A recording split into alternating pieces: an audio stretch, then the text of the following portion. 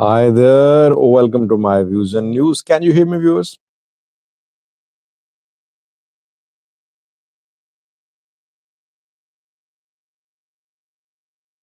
Thank you for responding with yes. I'm back in the live chat.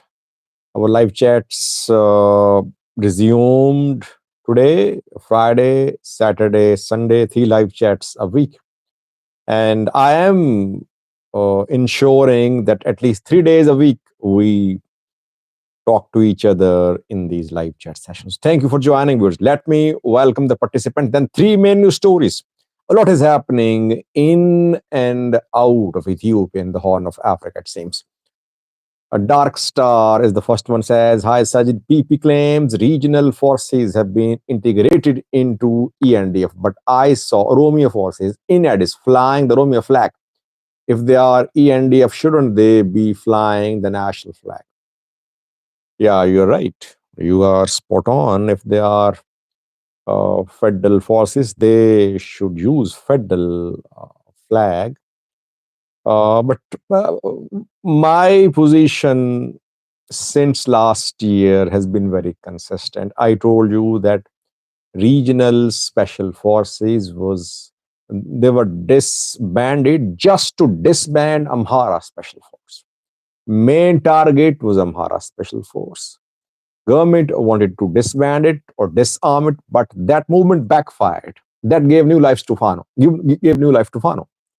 Other regional forces are there in one or other form. They're there in the regions. We have average DOM. Second viewer says, hello Sajid, what is similarity between Fano and ISIS? No similarity, I think, because ISIS is essentially a religious group. Fano is not essentially a religious movement. You can call it an ethnic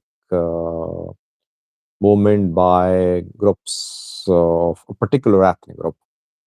And the two operate very differently. I think ISIS ideology is very hardcore religious ideology. Fano does not have this type of extremist religious ideology, I think.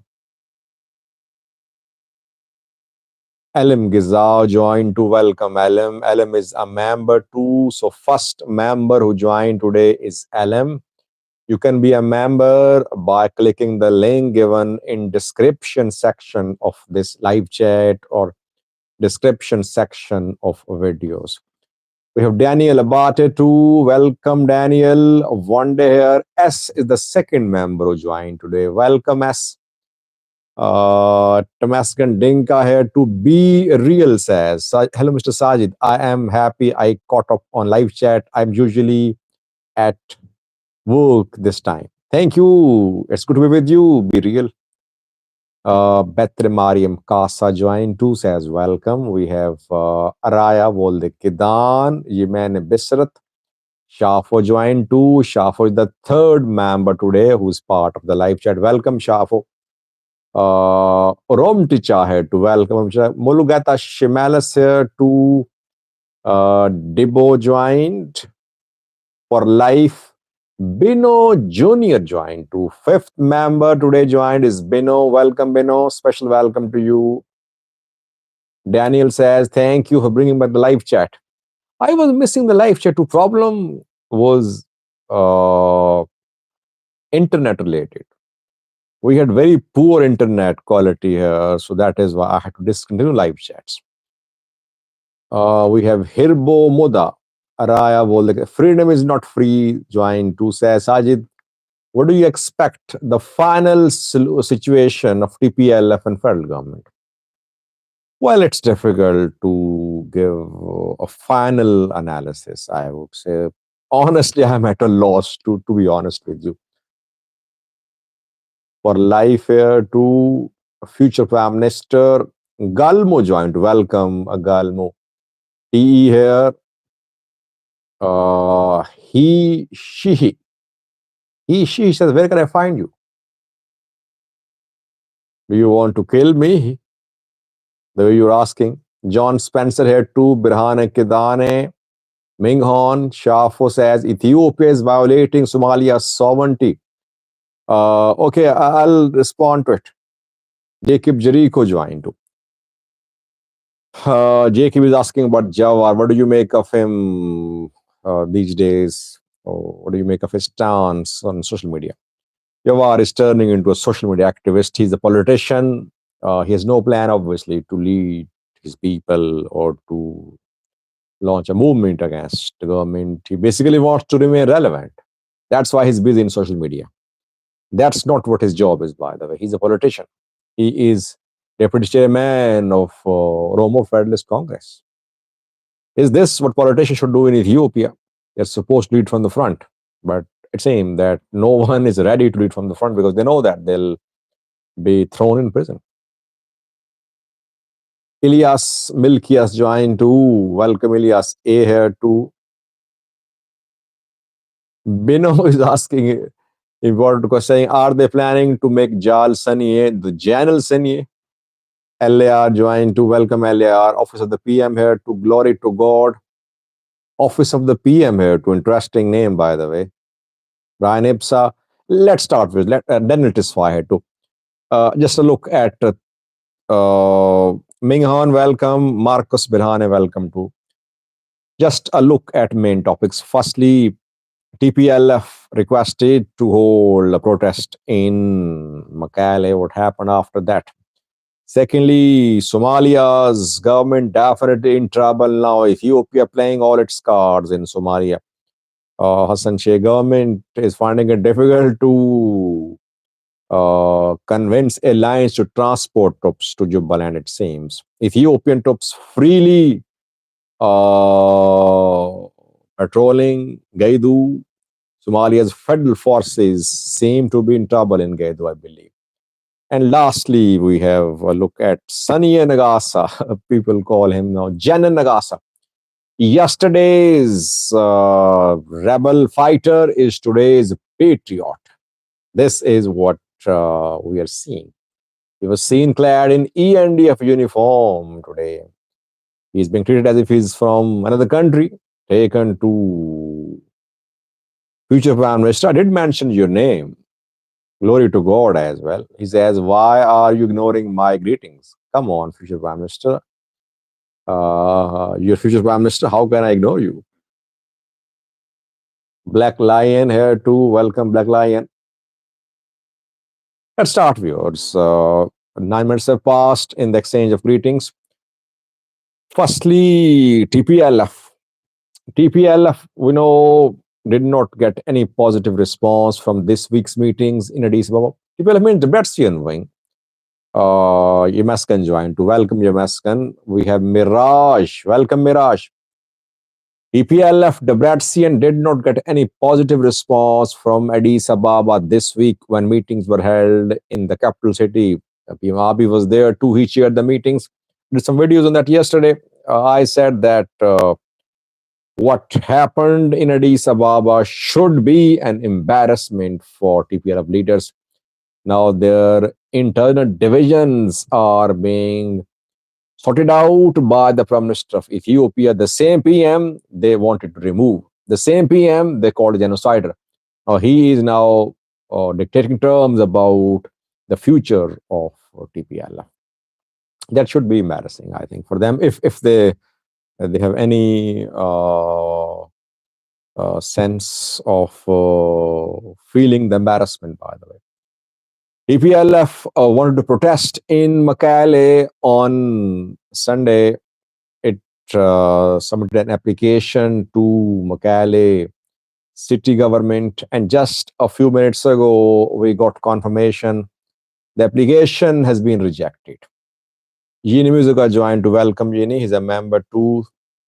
So TPLF's request, Ras Yosius joined to welcome. Let me read his comment then. Hi, Mr. I do follow your reports all the time. Your information is relatively much better than Amharic and Tigray YouTubers. Thank you. So TPLF's request for protest in Makale has been rejected.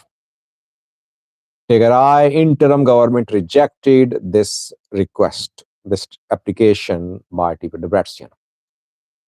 Protest rally was planned for Sunday. Now, what will TPLF do? Will it make the big decision of taking out a rally in Makale? We'll have to wait to see that. If TPLF violates the ruling, violates the instructions, and it takes out a rally, it could lead to serious escalation in Makale city. So we'll have to wait to see what TPLF decides. It will make this big decision tomorrow, I believe. TPLF is definitely frustrated. It could not achieve its objectives when it went to Addis Ababa. Tadesse Varede's name has been rejected by federal government. Well, government, by the way, is operating in a very slow and cautious manner. It is not in a hurry to resolve the conflict in Tigray. It just listens to both the parties. It tells them, okay, go talk, let's find a solution. And that is how the conflict is continuing in Tigray. So let's see what will TPLF do after 48 hours. We'll have to wait to see that. I believe that someone asked a question about final outcome of the conflict in Tigray. There's so many players, all have different interests. I mean, the interest of the federal government is that it wants to have its influence in Tigray. If Getachew is removed by TPLF, federal government's influence in Tigray will definitely be affected. Tigray security forces, second player, their lower middle ranks, some senior ranks, the support even the Debretsian wing. But they know that Getachew has backing of the federal government, and then some do, and they know there's youth support Getachew. They don't want to publicly show their loyalties, but they're in a difficult position. This indirect, this wrangling, political wrangling, is basically empowering the military. Thirdly, we have Getachew group. Fourthly, we have the Debretsian group. Getachew would ideally like to dismantle TPLF Debrecen and take over the party, continue taking over the government. TPLF Debrecen wants to remove Getachew Reda. It wants its man to be in power and it hopes to win the next election. Different players, different objectives. So can they come and they just reach a consensus? It's difficult. It's not impossible, but it's difficult. I think Getachew or Debrecen, one will have to step back a little.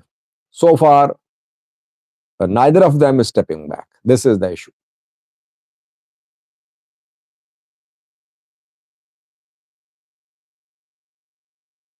So Rafil says, is it true that since the installment of the TIA, the resources of TPLF are in the control of the TIA? I think you're talking about effort, endowment fund for reconstruction and rehabilitation of Tigray, which has several companies, several bank accounts to who is in control of effort companies. I don't have any verified information, but obviously bank accounts in Ethiopia cannot be operated without approval from Ethiopian government. Ethiopian government is supportive of Getachew Reda group. So at least internal effort companies can be controlled by Getachew group.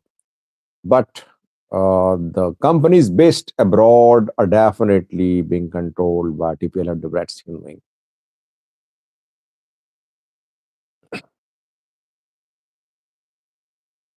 Glory to God says, Lidito is the only real politician in Ethiopia.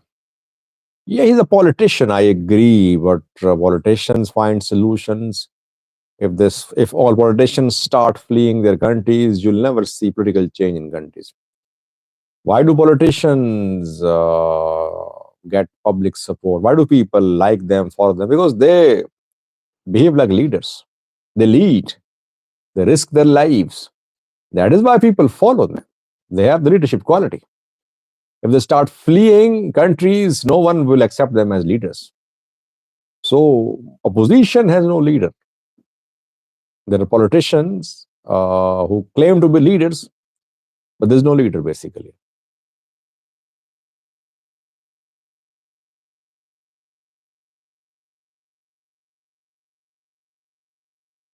Jacob Jericho says, your report, ENDF entering to Somalia, what's up with Egyptian peacekeeping force? Any move on that side?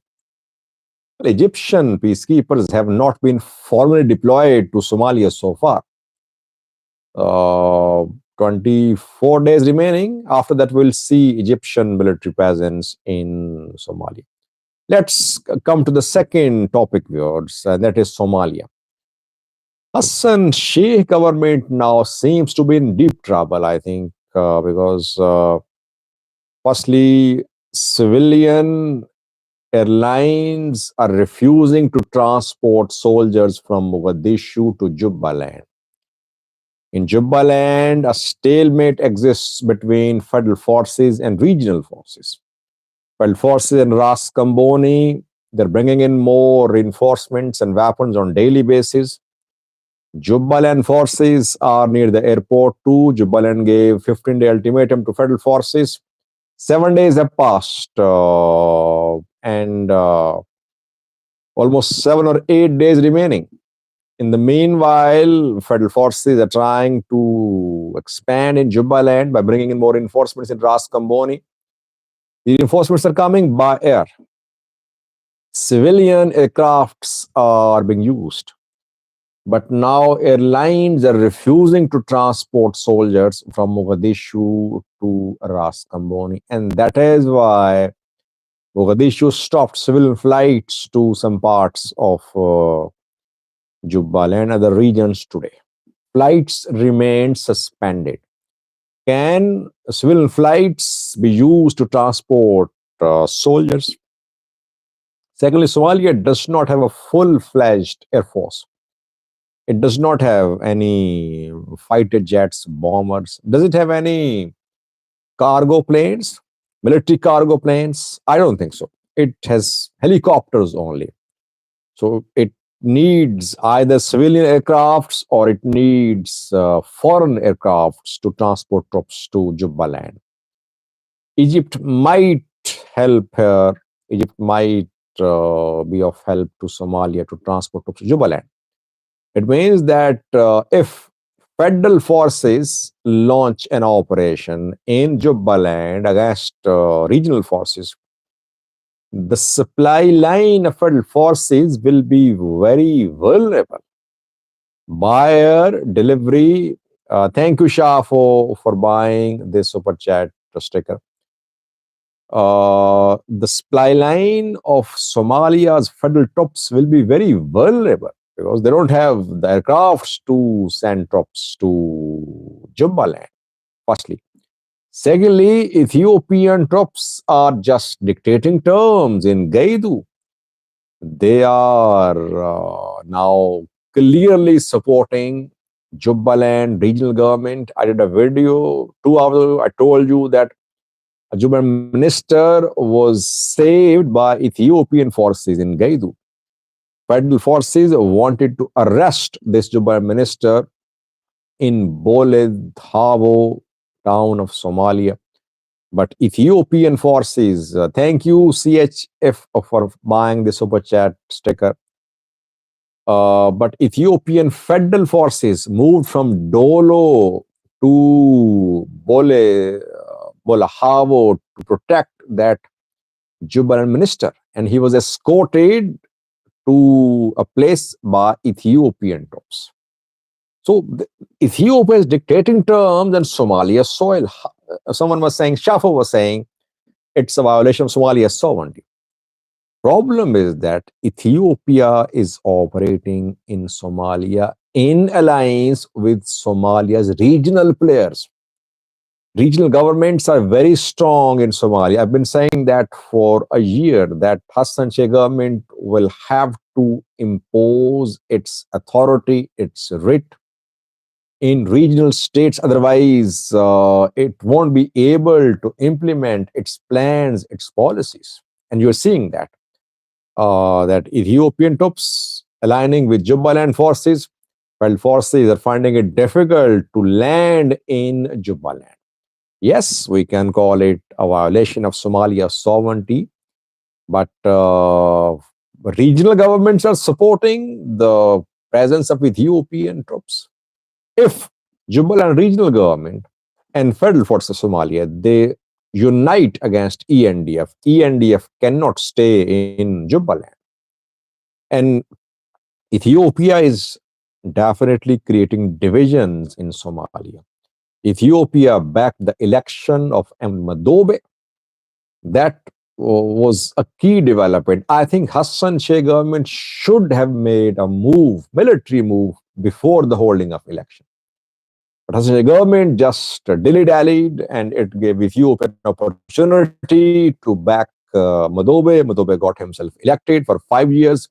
Now Somalia flexing military muscles, but it will be difficult for Somalia, I think, now to contain Jubaland because Ethiopia is openly supporting Jubaland now.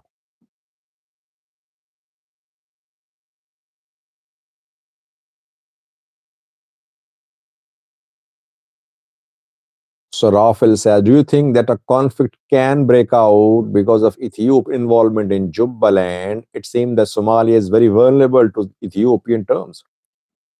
Well, Jubaland gave an ultimatum to federal forces, so conflict is already on the cards. Federal forces not withdrawing, but federal forces are near Kenyan border. They're in Jubaland, but near Kenyan border. Ethiopia is not letting federal forces expand in Gaidu. Entire Gaidu zone is under Ethiopian military control. Now, Madobe would support Ethiopian military presence in Gaidu.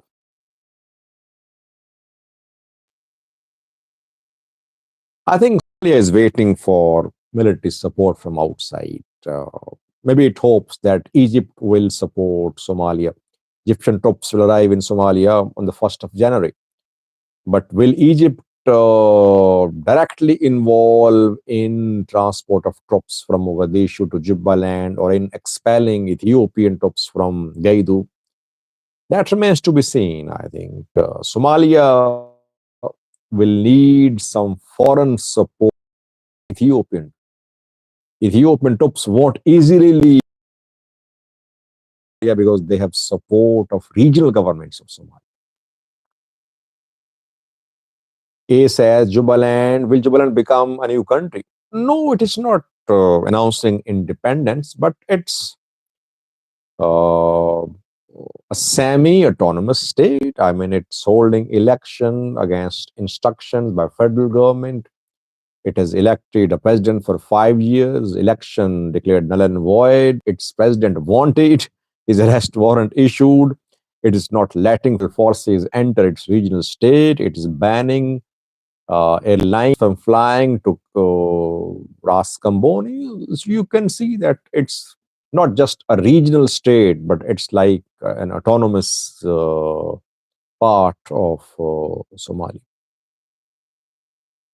I think Hassan Sheikh will have to be very careful. He is opening too many fronts.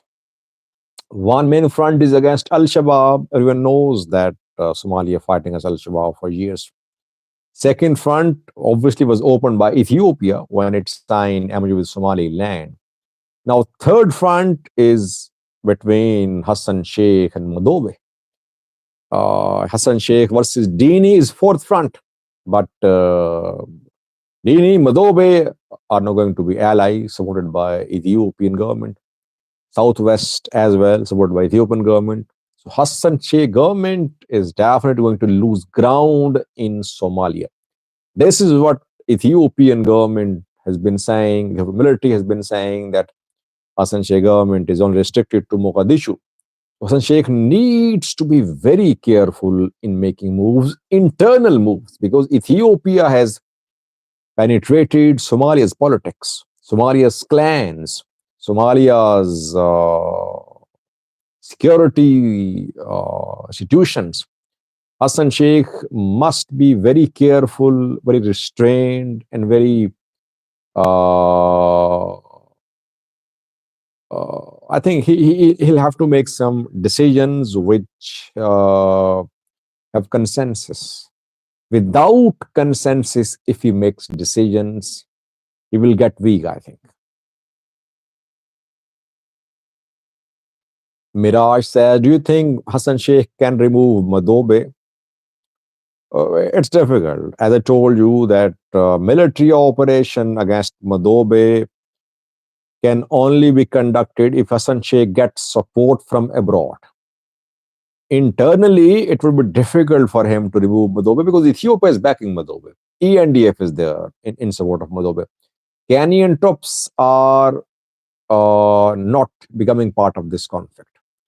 Kenyan troops withdrew from Ras Kamboni when federal forces arrived there.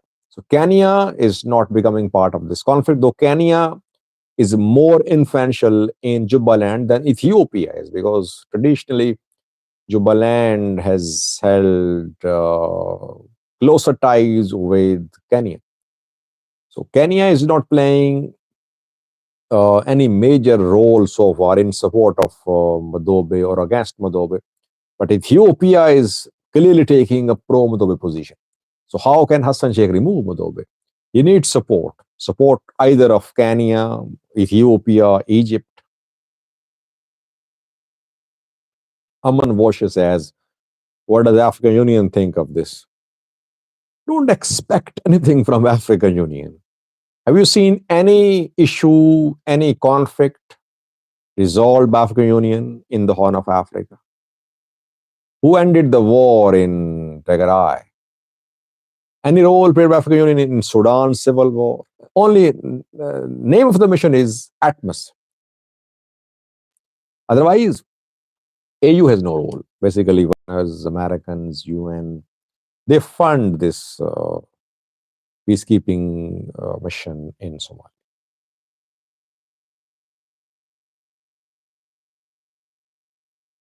One Love says, "Dear brother, what will happen if Ethiopian troops are excluded from peacekeeping mission in Somalia and Egypt deploys Ethiopian border?" Well, Ethiopian troops are already excluded. Somalia has given its official statement that Ethiopia won't be part of the peacekeeping mission. But Ethiopia will continue having military presence in Somalia in alliance with the regional states of Somalia. Jubaland would say that no, we want Ethiopian troops in Jubaland. Southwest says the same too. Hassan Sheikh will have to fight against Jubaland and Southwest to push Ethiopian troops out of the two states, which is not very likely. Will Egypt go to the extent of confronting Ethiopian troops? That's open to discussion. I think we'll have to wait to see.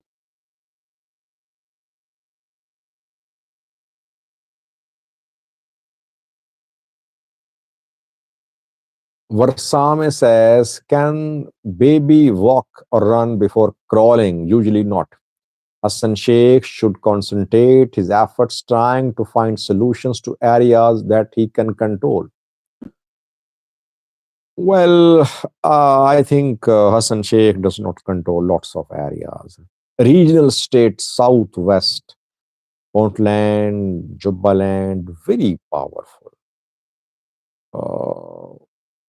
I think he needs, my view is that federal government needs strong military. It needs strong parliament, strong institutions.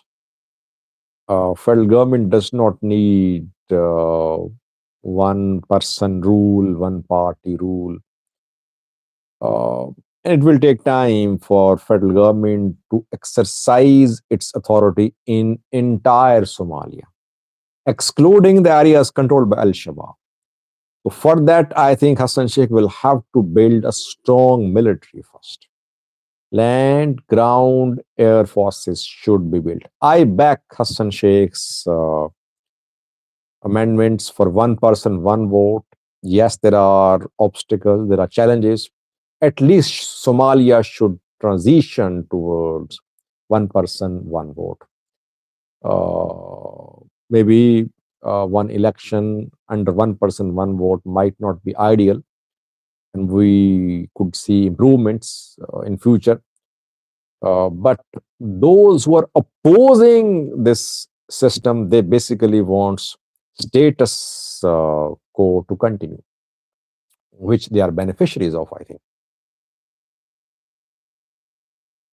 Daniel Tisfai says, hello, Mr. Sajid. I love your channel. What are your thoughts on how Ethiopia can achieve peace across all regions in Ethiopia?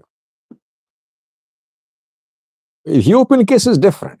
In Somalia, regional states are powerful. In Ethiopia, federal government is powerful, military is powerful. And Ethiopia can achieve peace if federal government delegates its powers to regions.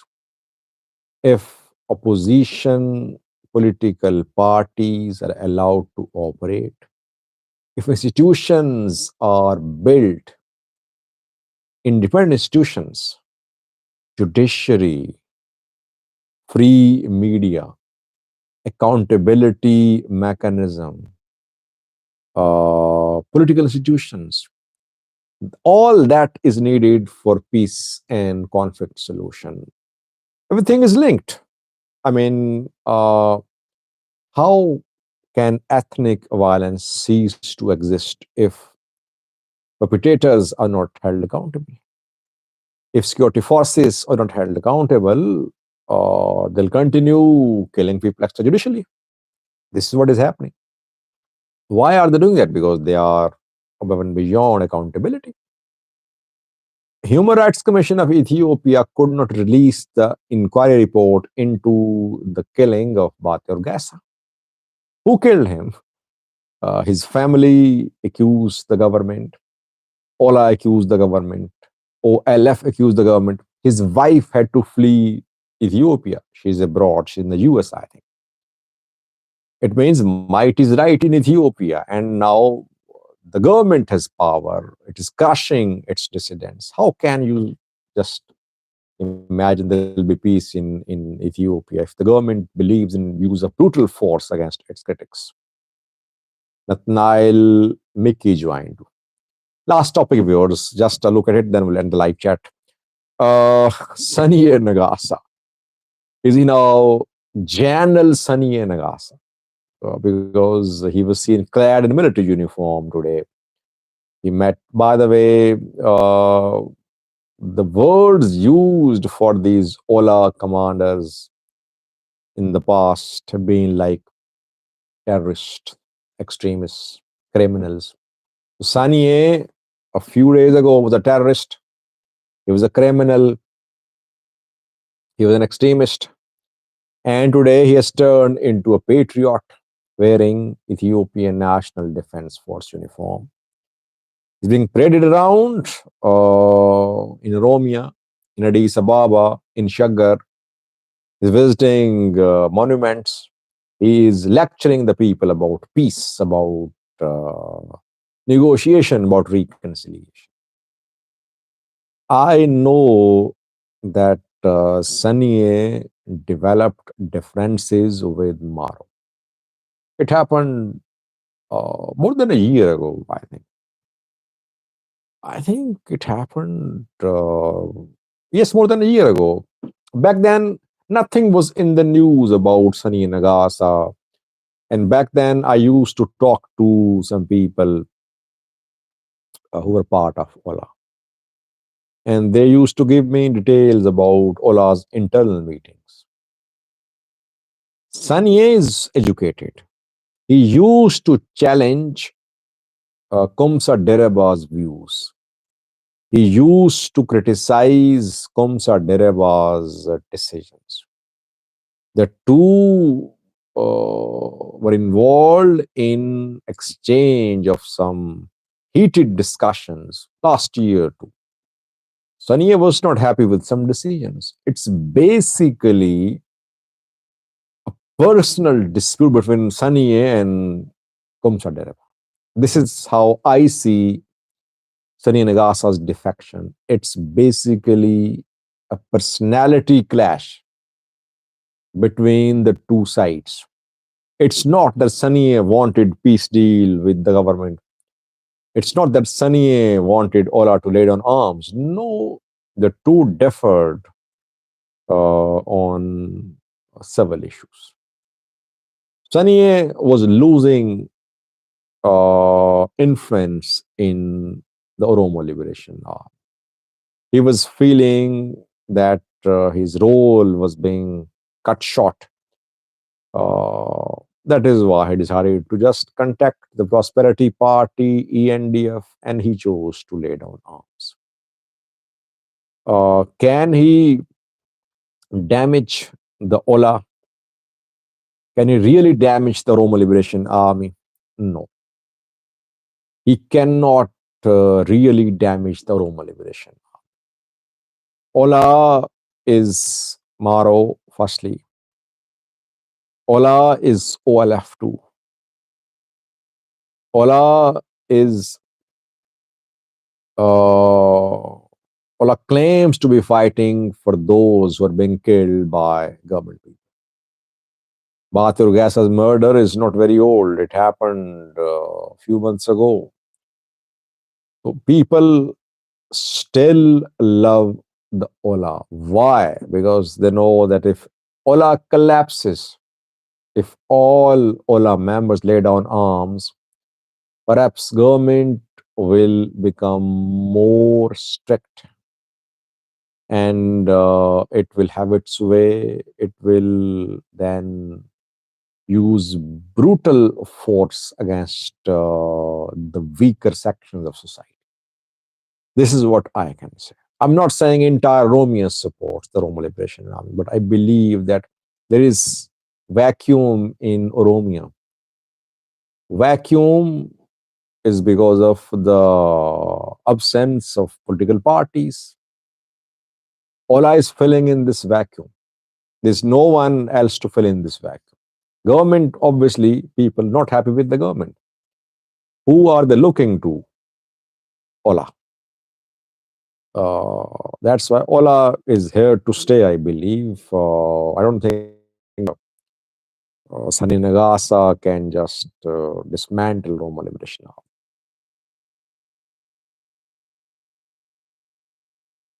Abdi Farah says Ethiopia is failed. Today, Somalia is very strong. Ethiopia has no military who can fight Somalia, Egypt, Eritrea. No propaganda for Romo kids. Don't write such hateful words, Abdi Farah. I did not read that word. Criticize each other. That's nothing wrong with that, but don't use hateful language.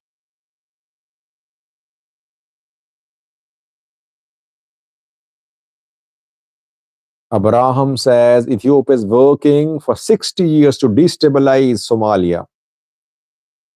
Well, who is to blame? Somalis. I mean, if Ethiopian troops stay in Somalia after 2024, it can only happen with support from Somali regional governments. Jubaland, Puntland, Southwest State. In the end, Somalis are to blame. Somali leaders are to blame for whatever is happening in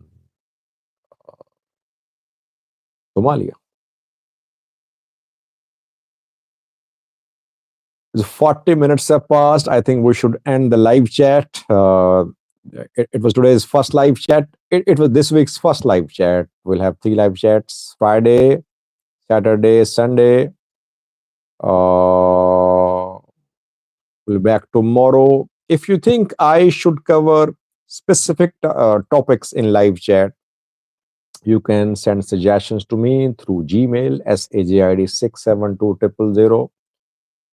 If you have any information which I am not covering on the channel, again, you can contact me through Gmail. It was good to be with you. Hoping to see you tomorrow as well in the next live chat of this week. Stay blessed, stay safe, healthy, stay healthy. Bye bye.